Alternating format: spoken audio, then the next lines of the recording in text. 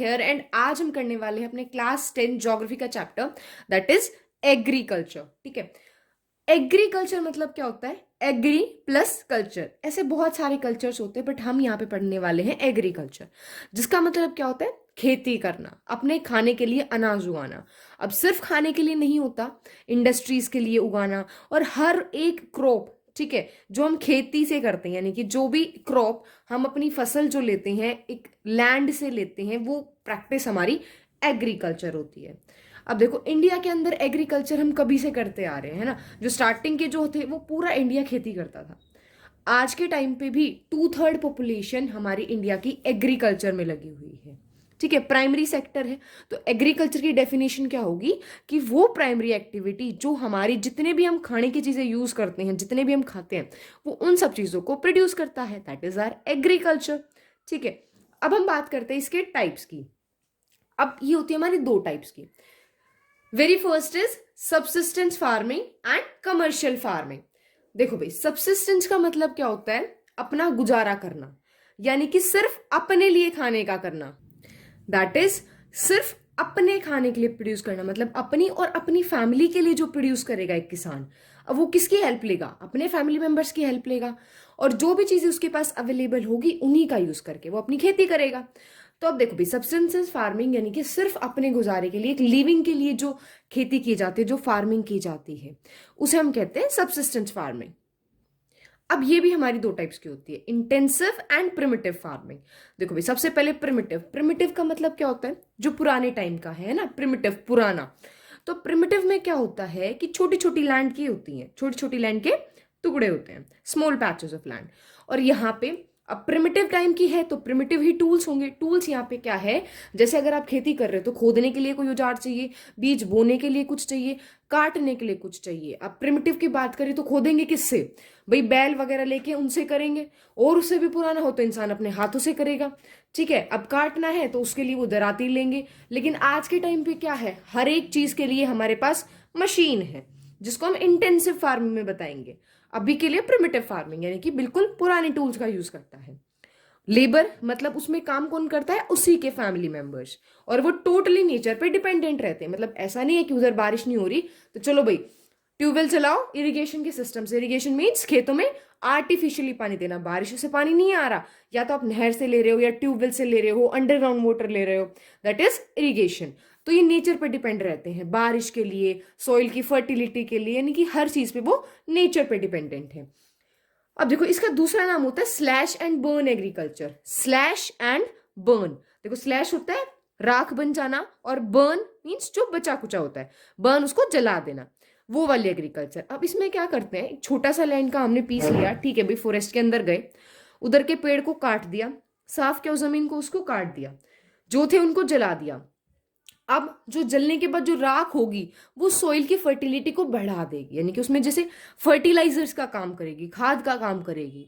यानी कि fertiliser means जो उसकी सॉइल की फर्टिलिटी को बढ़ाते हैं, ताकि फिर वहां पे कल्टीवेट कर सकते हैं। कल्टीवेट यानी कि खेती कर सकते हैं वहां पे, और दोबारा से ये प्रोसीजर स्टार्ट हो जाता है। यानी कि जब कुछ सालों बाद वो लैंड अपनी खेती जो है फर्टिलिटी खो देती है, तो हम दोबारा दूसरी लैंड पे चले जाते हैं। ठीक है, बट देखो इसमें ना एक नेगेटिव पॉइंट होता है। नेगेटिव पॉइंट क्या होता है? कुछ टाइम के लिए तो हमारी फर्टिलिटी अच्छी रहती है, बट धीरे धीरे उसकी फर्टिलिटी कम होने लग जाती है। और स्लैश एंड बर्न एग्रीकल्चर के ना बहुत सारे नाम होते हैं, ऐसा नहीं है कि हर जगह हम इसको स्लैश एंड बर्न एग्रीकल्चर बोलेंगे। जैसे जो नॉर्थ ईस्टर्न स्टेट्स है, यानी कि असम है, मणिपुर है, ये सारी जो स्टेट्स हैं नॉर्थ ईस्टर्न की, वहां पे हम इसको बोलते हैं झुमिंग कल्टीवेशन। ठीक है, एंड छत्तीसगढ़ के कुछ डिस्ट्रिक्ट्स के अंदर हम इसको दीपा बोलते हैं। तो अलग अलग नाम है। प्रिमिटिव मतलब पुराने टाइप की एग्रीकल्चर। अब हम बात करते हैं इंटेंसिव फार्मिंग। इंटेंस, इंटेंस क्या होता है? बहुत ज्यादा। तो यहाँ पे सब कुछ बहुत ज्यादा होता है इस खेती के अंदर, यानी कि उन एरियाज में होगी जहां पे पॉपुलेशन ज्यादा होगी। अब देखो, पॉपुलेशन ज्यादा होगी तो जमीन कम हो जाएगी, यानी कि अब उस जमीन पे ज्यादा प्रेशर है, यानी कि थोड़ी सी जमीन को ज्यादा प्रोडक्टिविटी देनी पड़ेगी। अब देखो, अगर आपके पास टाइम कम है एग्जाम के लिए तो ज्यादा प्रोडक्टिव होना होगा, आप पे ज्यादा प्रेशर है, ज्यादा चैप्टर्स होंगे आपके पास करने के लिए, राइट। इसी तरीके से इंटेंसिव फार्मिंग के अंदर ज्यादा पॉपुलेशन होती है, ज्यादा प्रेशर होता है लैंड पे, और ज्यादा ही उसमें प्रोडक्टिविटी निकालनी होती है। प्रोडक्टिव मीन्स, प्रोडक्टिविटी क्या होती है कि फसल जो है वो ज्यादा निकालनी होती है, सेम लैंड से आपको ज्यादा फसल निकालनी होगी, तो अब लेबर भी ज्यादा लगता है इसमें। और प्लस इसके अंदर हम बायोकेमिकल इनपुट्स का यूज ज्यादा करते हैं। देखो इनपुट क्या होता है, कोई भी आप इन्वेस्टमेंट कर रहे हो, कोई भी फैक्ट्री बना रहे हो, तो उसमें कुछ चीज आपको खुद से लगानी पड़ेंगी, है ना, स्टार्टिंग में इनपुट। जैसे आप पढ़ रहे हो तो बुक्स आपको खरीदनी पड़ेगी, याद करने के लिए टाइम देना पड़ेगा, तो आउटपुट क्या आएगी, आपके मार्क्स, और इनपुट क्या थे, आपका हार्ड वर्क। तो सिमिलर वे में एग्रीकल्चर के अंदर इनपुट क्या होती है, हमारे fertilizers, pesticides, insecticides, irrigation, hard work, ठीक है। तो उसके अंदर हमें बायोकेमिकल यानी कि जितने भी आर्टिफिशियल ये यूज होते हैं उनका करना पड़ता है। अब देखो भाई, लैंड पे प्रेशर ज्यादा क्यों है, उसका रीजन क्या है कि लैंड पे इतना प्रेशर है। ये सब है राइट टू इनहेरिटेंस की वजह से। यानी कि अगर एक पिता है तो उसके दो बेटे हैं, ठीक है। अब एक जो लैंड थी, अब वो दो पार्ट्स में डिवाइड हो गई, अब दोनों बेटों के दो दो बेटे हो गए, फिर वो और फर्दर डिवाइड होगी, तो इस तरीके से वो लैंड डिवाइड होती जाती है। यानी कि अब हर एक के पास थोड़ी थोड़ी लैंड बच गई, तो इसी वजह से लैंड जो वो डिवाइड हो जाती है और उस पर ज्यादा प्रेशर हो जाता है। तो सब्सिस्टेंस फार्मिंग यहाँ पे क्लियर है। अब नेक्स्ट हम स्टडी करते हैं कमर्शियल फार्मिंग। देखो भाई, कमर्शियल फार्मिंग क्या होता है, कमर्शियल मीन्स व्यापार के लिए, ट्रेड के लिए हम जिसको यूज करेंगे। तो कमर्शियल फार्मिंग के अंदर क्या होता है, इसके लिए हमें यहाँ पे मनी गेन करना होता है। वहां पे क्या होता था कि अपने लिए, अपनी फैमिली के लिए हमें क्या यूज करना है, हमें अनाज चाहिए, इसलिए हम खेती कर रहे हैं, ठीक है। यहाँ पे हमें पैसा चाहिए, हमें बिजनेस करना है एग्रीकल्चर से, तो इसीलिए हम इसको कमर्शियल फार्मिंग बोलते हैं। आप देखो, बिजनेस करना है तो आप क्या चाहोगे कि प्रोडक्ट ज्यादा से ज्यादा हम मार्केट में बेच सकें, तो प्रोडक्शन ज्यादा चाहिए। अब ज्यादा चाहिए तो हम मॉडर्न चीजों का यूज करेंगे, एंड उसके अंदर क्या यूज करते हैं, HVY सीड्स। अब देखो, कमर्शियल फार्मिंग के अंदर क्या होता है, किसी ही क्रॉप को हम सबसिस्टेंस में कंसिडर करेंगे और वहीं पे दूसरी क्रॉप हम कमर्शियल मानेंगे। उनमें अंतर क्या होता है, जैसे राइस हम एग्जांपल लेते हैं, ठीक है। राइस जो है, उड़ीसा के अंदर वहां पे राइस को खाते हैं। जैसे हरियाणा की अगर मैं बात करूं तो यहाँ पे अगर वीट उगा रहे हैं, अनाज उगा रहे हैं, गेहूं, ठीक है। गेहूं अगर हम उगा रहे हैं तो हम क्या करेंगे, गेहूं को खाएंगे, बेचेंगे कम, है ना, तो वो हमारी क्या हो जाएगी, सबसिस्टेंस होंगी। इसी तरीके से उड़ीसा के अंदर राइस को खाया जाता है, इतना बेचेंगे नहीं वो, क्योंकि वो खा लेते हैं इस चीज को, उनकी फूड यही है, तो इसीलिए वहां पे ये सबसिस्टेंस हो गई। बट अगर मैं इसको हरियाणा के अंदर बात करूं तो जहां पे लोग उगाएंगे मार्केट में जाके उसे बेचने के लिए, तो ये हो जाएगी हमारी कमर्शियल। तो ठीक है, डिफरेंस समझ में आ रहा है किस तरीके से हम क्रॉप को सबसिस्टेंस बताएंगे। सबसिस्टेंस मतलब अपने गुजारे के लिए, कमर्शियल पैसे कमाने के लिए। अब नेक्स्ट हम बात करते हैं प्लांटेशन फार्मिंग की। प्लांटेशन मतलब एक प्लांट्स को रो वाइज लगाना, है ना, मेन चीज। अब देखो इसमें क्या होता है कि एक क्रॉप ही होती है बड़े से एरिया पे। अब नेक्स्ट होता है कि कैपिटल इंटेंसिव इनपुट। कैपिटल होता है मनी, इंटेंसिव, इंटेंसिव का मतलब हमने अभी समझा था कि इंटेंसिव होता है बहुत ज्यादा, इनपुट जो उसके अंदर हम प्रोडक्ट्स लगाएंगे, जैसे हम एग्जाम्स के लिए हार्डवर्क लगाते हैं ना, तो वो हमारी इनपुट होती है।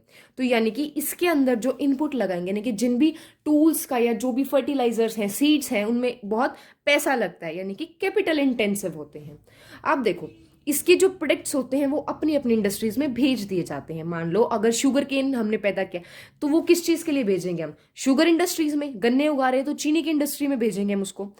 आप देखो, इसके जितने भी प्रोडक्ट होते हैं वो मार्केट के लिए होते हैं। अब कोई भी चीज, मान लो कोई भी इंडस्ट्री कुछ भी प्रोड्यूस बना रही है, तो उसको क्या चीज चाहिए होगी कि वो मार्केट तक पहुंचा सके, अच्छी ट्रांसपोर्ट प्लस कम्युनिकेशन नेटवर्क होना चाहिए।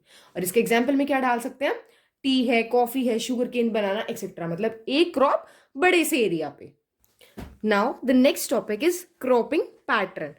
क्रॉपिंग होता है कोई भी नई फसल उगाना, पैटर्न मीन्स किस तरीके से उगाई जाएगी, किस टाइम हम उसको उगाएंगे, किस टाइम हम उसको काटेंगे, किस तरीके का टेम्परेचर या रेनफॉल उसको चाहिए। तो उसमें कुछ पैटर्न होते हैं कि इस पैटर्न में ये सारी क्रॉप्स को रखेंगे हम।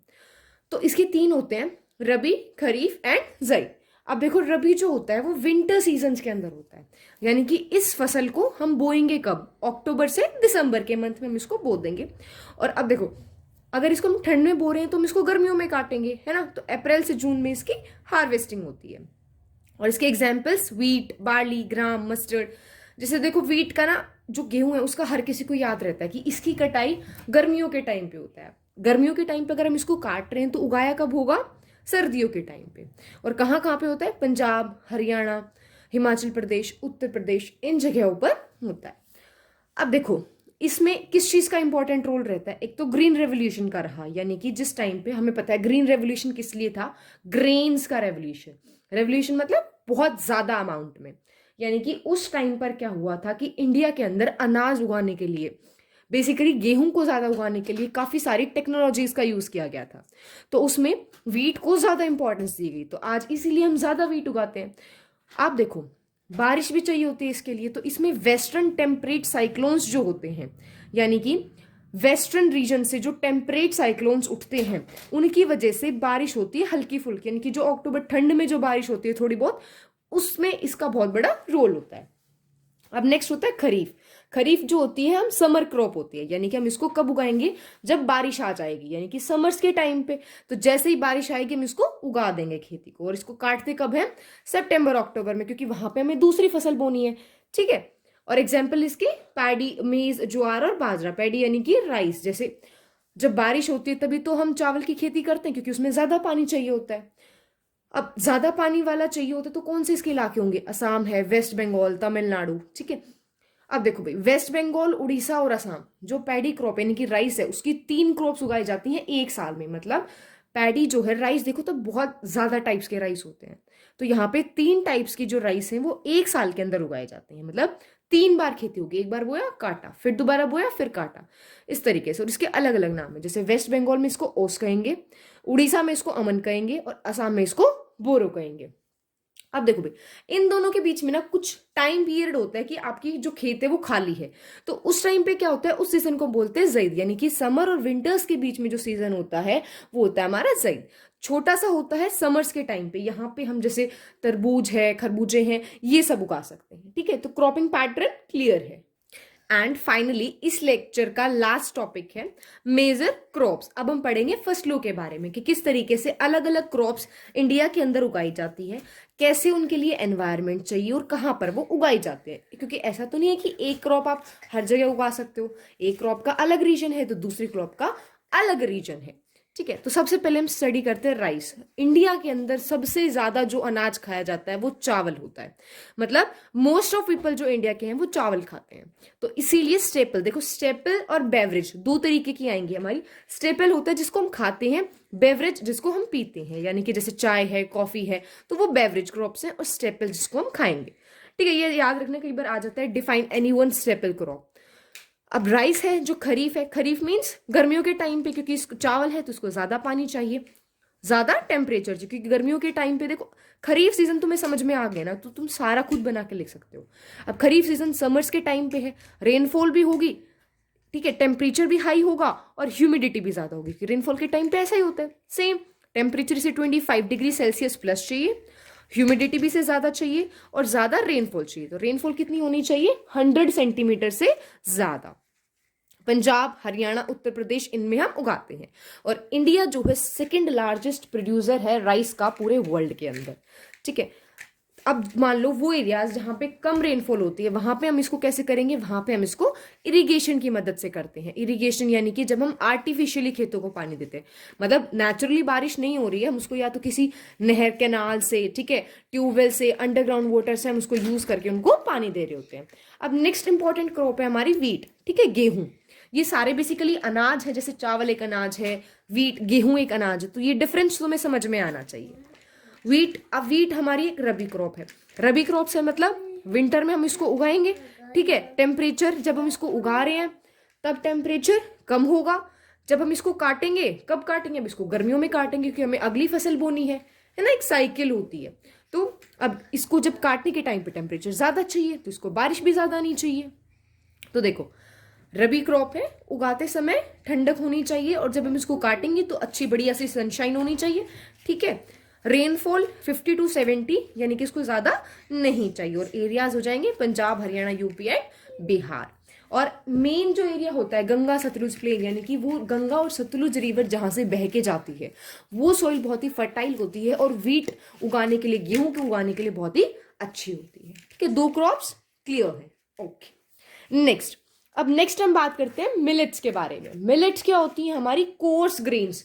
कोर्स ग्रेन्स होता है जो थोड़ा मोटा अनाज होता है, यानी कि जिसके ग्रेन्स, जिसके दाने वो थोड़े से मोटे होंगे। अब मोटे हैं तो वो क्या हो सकता है, हमारे लिए फूड भी बन सकता है और प्लस जानवरों के लिए फॉडर का काम कर सकता है। फॉडर क्रॉप्स क्या होती है कि जो चारे का काम करती है, ठीक है, food for humans, fodder for animals. लेकिन इनके अंदर न्यूट्रिशन बहुत ज्यादा होता है। जैसे अब हम पढ़ेंगे यहाँ पे ज्वार। ज्वार हमारी तीसरी इंपॉर्टेंट क्रॉप होती है। इसको बारिश भी ज्यादा चाहिए होती है, तो बारिश ज्यादा चाहिए तो वो मिट्टी कैसी होगी, गीली होगी, मॉइस्ट एरियाज होंगे, ठीक है। अब क्योंकि मॉइस्ट एरियाज होते हैं तो इसको इरिगेशन की जरूरत नहीं पड़ती है। और एरियाज कौन से हो जाएंगे, महाराष्ट्र है, आंध्र प्रदेश है और मध्य प्रदेश है। नेक्स्ट हम बात करते हैं बाजरा। अब देखो बाजरा जो है हम कब खाते हैं, ठंड के टाइम पे हम बाजरे की रोटी खाते हैं। तो किस टाइम उसको उगाया गया होगा, सोचने वाली बात है, गर्मियों में, ठंड में उसको काटा गया होगा, तभी तो हमारे पास वो फसल आई। और कहाँ पे उगाया जाता है, राजस्थान है, उत्तर प्रदेश, महाराष्ट्र, गुजरात। क्यों, क्योंकि इसे कैसी सॉइल चाहिए, Sandy shallow black soil. Shallow होती है कि जहां पे देखो एक तो होती है मिट्टी के नीचे तक बिल्कुल बढ़िया फर्टाइल लेयर है, मोटी मोटी मिट्टी है। लेकिन जो सैंडी सॉइल यानी कि जो बालू रेत होता है, राजस्थान में कैसा होता है कि मतलब एक कंपोजिशन नहीं रहता उसका, है ना, मतलब नीचे तो कुछ नहीं कि ज्यादा गहरा नहीं, आप इजीली खोद सकते हो उसको। तो शैलो सॉइल यानी कि जो नीचे से बहुत ही लूज सॉइल है, बिल्कुल टाइट नहीं है, लूज है। अब नेक्स्ट है हमारा रागी। रागी जो होता है इसको हम काफी टाइप की सॉइल में उगा सकते हैं, जैसे red soil, black soil, Sandy soil, loamy soil. Loamy होती है थोड़ी सी चिकनी सी मिट्टी, है ना। अब इसके अंदर क्या क्या न्यूट्रिएंट वैल्यू होती है, आयरन है, कैल्शियम है और रफेज है, ठीक है। कर्नाटका, तमिलनाडु और मध्य प्रदेश के अंदर इसको उगाया जाता है, ठीक है। This is all for the today's video and if you have any doubt, do let me know in the comments and do subscribe my channel. Thank you for watching.